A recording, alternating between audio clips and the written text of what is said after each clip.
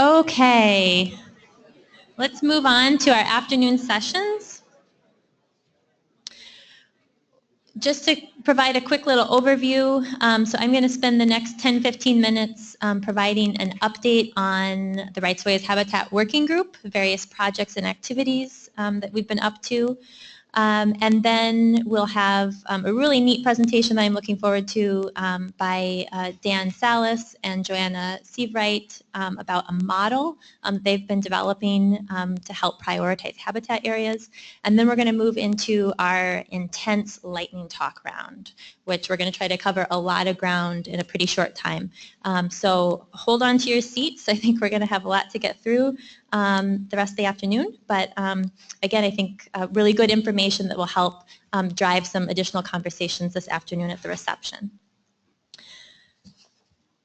Okay, so to recap where we're coming from with this working group. As many of you know, we've been around for about 2 years. We formed in 2015 as a result of a number of industry inquiries to have a forum to exchange information and best practices related to habitat restoration on rights of way.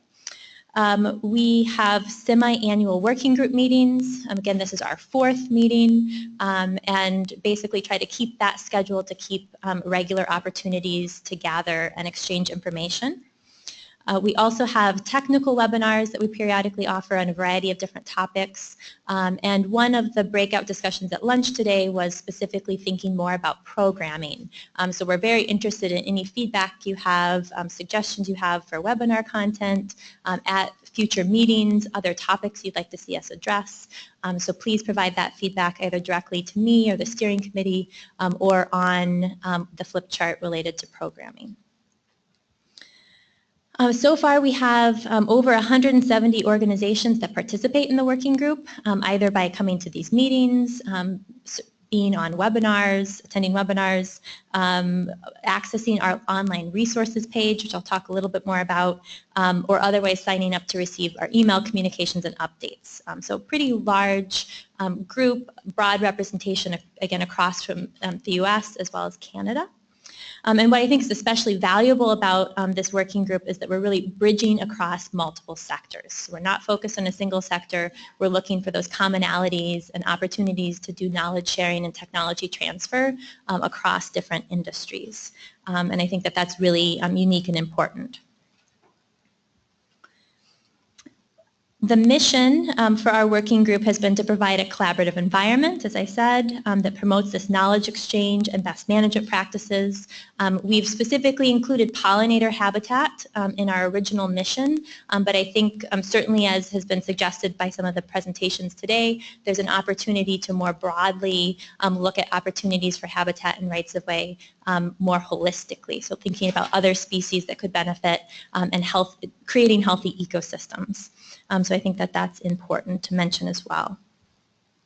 We basically have 4 key objectives that were originally established by our steering committee with input from you all at past meetings.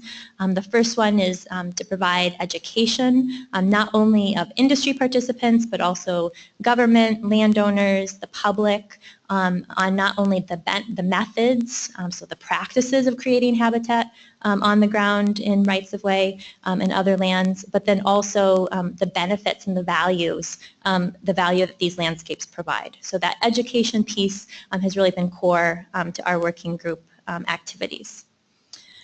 Leveraging knowledge and resources. Again, this is that cross-sector collaboration and knowledge exchange, which is really core to our working group efforts. Providing a robust data clearinghouse. So one of the newer projects that we've been working on is a geospatial habitat database, which I'll be talking about in a little bit more detail here. But that's really the start of, I think, serving as this data clearinghouse to collect data not only on geospatial locations of habitat, but also other relevant metrics that can help us better understand the quality and value of habitat on these landscapes. And then finally, developing metrics and targets, which again has been a discussion point today, and I think we recognize is really important for continuing to advance the work that we're all doing, as well as the larger working group, and understanding kind of what's possible on rights-of-way and other lands. I've thrown up a couple of pie charts here representing feedback we received during past meeting surveys, which really suggest that the networking opportunities that this working group provides are one of the better benefits, most beneficial aspects of participation. So I think again, the dialogue that we have on these workshops, working group meetings, continues to be what brings people back and participating in the working group. That's followed in short order by the technical presentations and expertise that we provide, and then the small group discussions. So just to provide some context on the activities that we're doing and what is valued by the participants.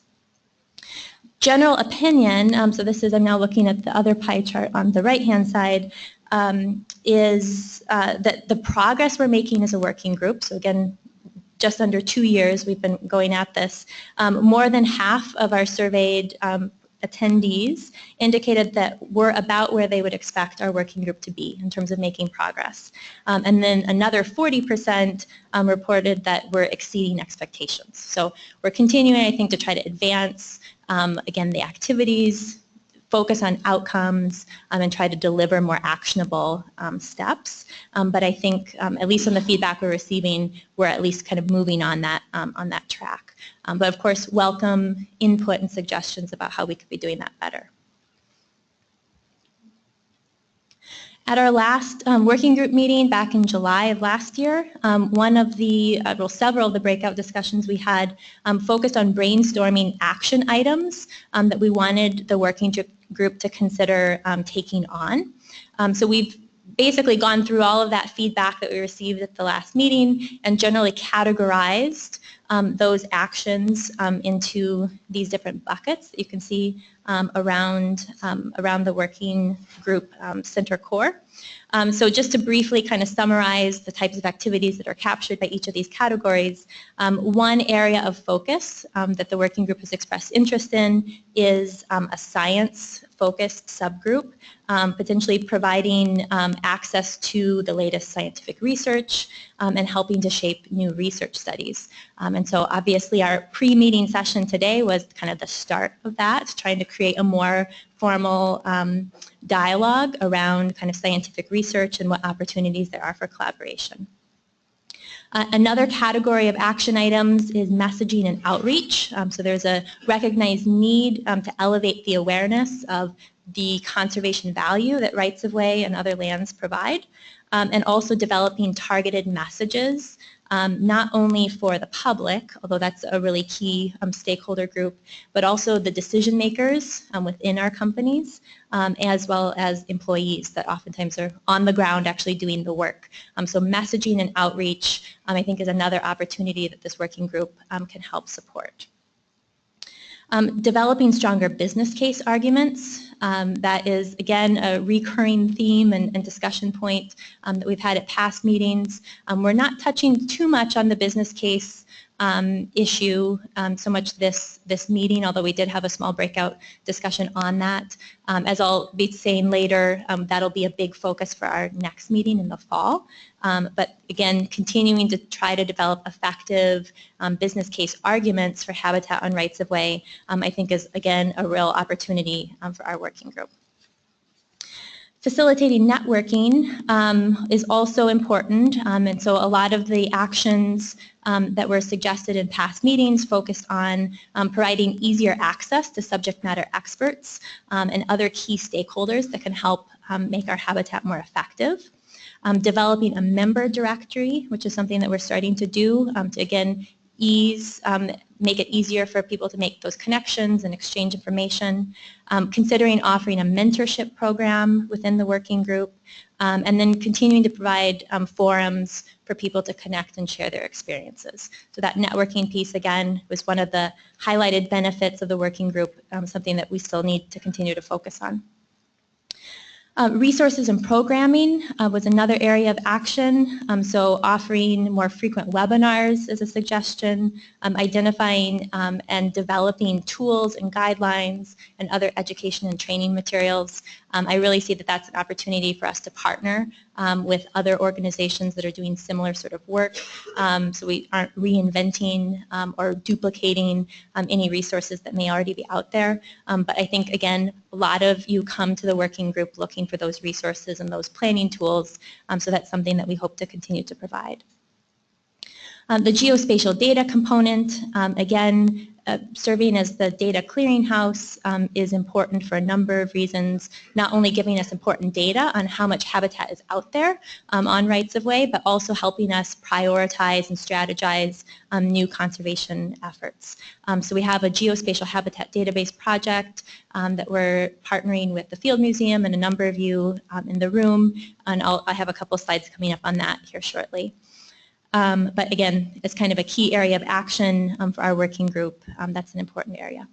And then lastly, the policy piece. So thinking about how, as a working group, we can help shape regulatory impacts by being a group of industry leaders and also promoting regulatory protections and incentives that may be out there. So again, that's part of that dialogue that we're trying to create with Fish and Wildlife Service and other agencies, and really hope that this forum can be a way to advance those conversations. So as I'm kind of alluding to, I think these categories of actions, again, have been primarily inspired by, fed by the feedback that you all as working group participants have provided. I think naturally there's some subgroups, working subgroups that could emerge from some of these categories. And so that's really kind of the emphasis behind, in our breakout discussions, thinking about where do we want to focus our energy, who is interested in potentially taking on some of these more specific tasks and developing some more concrete working groups, working subgroups around those topics. Okay, so quickly, I just want to highlight again some of those more recent activities related to a couple of these focused areas. One is the Geospatial Habitat Database, which again, primarily serving as this clearinghouse, has an inventory, a habitat inventorying component, can serve for benchmarking purposes. Again, I think will be a really important PR tool in helping to elevate the conservation value that rights-of-way and other transportation and utility landscapes provide.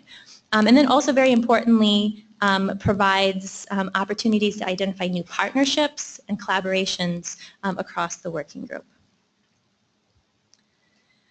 We basically have two phases. So we're in a pilot phase at this stage where, again, we're working with a small group of interested utilities and transportation organizations to start to just kind of lay out the framework for collecting data. We've been, again, as I mentioned, working with the Field Museum to develop that pilot database. And then we have Commonwealth Edison, Ameren Electric, the Illinois Tollway, and the Illinois DOT as our initial partners to help populate that database.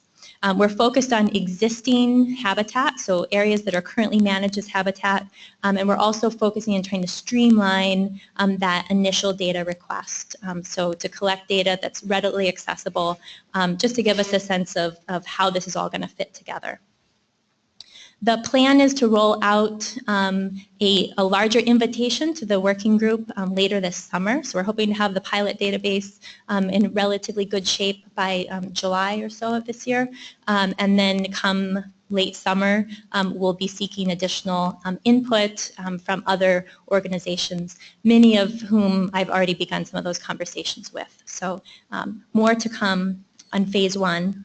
And then phase two, we hope, will allow us to focus a little bit more on some connectivity analysis, so looking at using the data we collect to support decision-making and strategies, looking at potential habitat areas and prioritizing those, and then incorporating some additional detail and metrics that will be important going forward.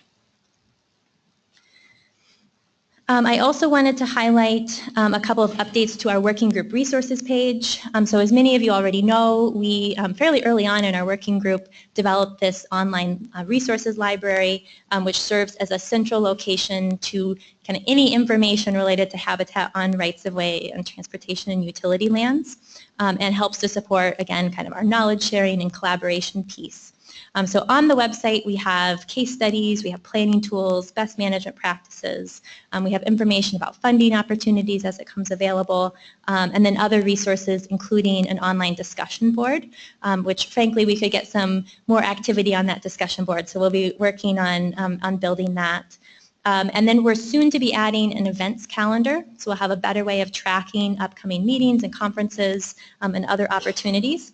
And then as another suggestion from a past working group meeting, we're also in the process of developing what essentially will be a phone book where we'll be providing a directory for participants in the working group, but also subject matter experts. So identifying contacts, resources out there. So hopefully, again, a one-stop shop. You can go to this phone book if you have a specific question on a specific topic, hopefully find someone that can help answer those questions.